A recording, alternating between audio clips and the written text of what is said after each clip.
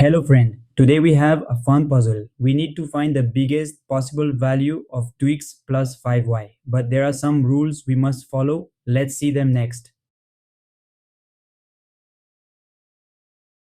These are our rules. We call them constraints. The last two rules tell us x and y must both be 0 or bigger. That means we only play in the top right part of the graph.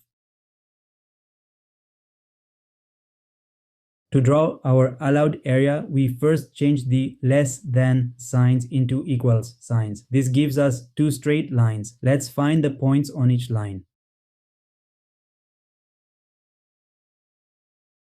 For linear 1, we put in x equals 0 and get y equals 4. That gives us the point 0, 4. When y is 0, x is negative 8. That point is outside our area, but we can still use it to draw the line. For line 2, when y is 0, x is 4. That gives us 0.40. When x is 0, y is negative 4. Again, that point is outside our area, but it helps us draw the line. Now, we need to find where line 1 and line 2 meet each other. From the second equation, we can write x equals y plus 4. Let's put this into the first equation. We put in y plus 4 where x was. Open the brackets, then put the numbers together. We get y equals 12. Now put y equals 12 back into x equals y plus 4. We get x equals 16. So the two lines cross at the point 16, 12.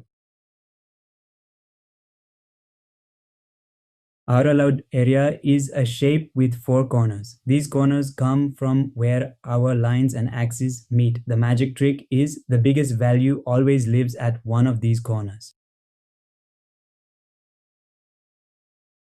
Now let's test each corner. At 0, 0, we get 2 times 0 plus 5 times 0. That equals 0.